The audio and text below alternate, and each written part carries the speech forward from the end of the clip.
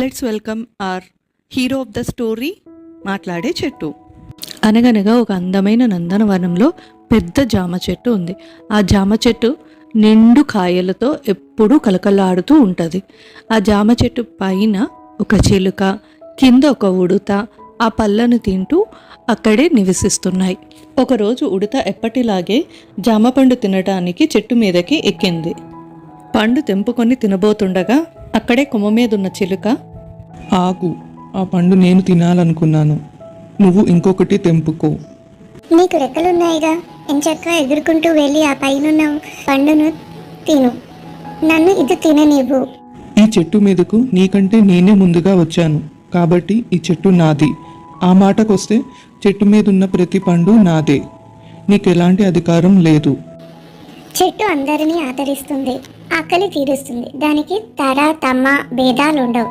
కాబట్టి చెట్టు నీది నాది కాదు, మనందరిది. లేదు, ఈ చెట్టు నా సొంతం.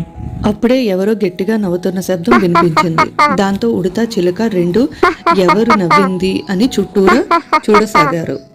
కానీ ఎవరూ కనిపించలేదు. అప్పుడు చెట్టు, కంగారు పడకండి, నేనే నవ్వాను. ఓ, నువ్వు కూడా మాట్లాడతావా? ఎలా అయితే సమయానికి మాట్లాడావు, నువ్వే చెప్పు. ఉడత కన్నా ముందు నేనే కదా వచ్చింది.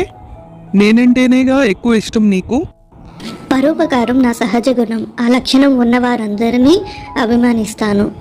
నాకు కూడా పరోపకారం గుణం ఉంది. మాటలు చెప్పడం కాదు, చేతల్లో నిరూపించాలి. అప్పుడు పరోపకారం గుణం ఉందని ఒప్పుకుంటాను. ఆ చెట్టు కింద నుంచే చాలామంది బాటసార్లు వెళ్తుంటారు. ఆ సమయంలోనే ఒక వ్యక్తి చెట్టు కిందకి వచ్చి కూర్చున్నాడు. అతను కాసేపటికి, నాకు చాలా ఆకలిగా ఉంది, అసలు నడవలేకపోతున్నాను. కనీసం చెట్టు ఎక్కి పండు తెంపుకునేంత ఓపిక కూడా లేదు. ఇప్పుడు నా ఆకలి తీరేదెలా? చూసారా, పాపం ఆ వ్యక్తి ఆకలితో ఎంత ఇబ్బంది పడుతున్నాడో. చెట్టు నిండా పళ్ళున్నా ఓపిక లేక వాటిని తెంపుకోలేకపోతున్నాడు. ఆ మాట విన్న ఉడత వెంటనే ఒక పండు తెంపి అతని చేతిలో పడేలా కిందకు విసిరింది. ఆ బాటసారి పండు పట్టుకొని పైకి చూస్తూ చెట్టుకు కృతజ్ఞతలు చెప్పి దాన్ని తినసాగాడు.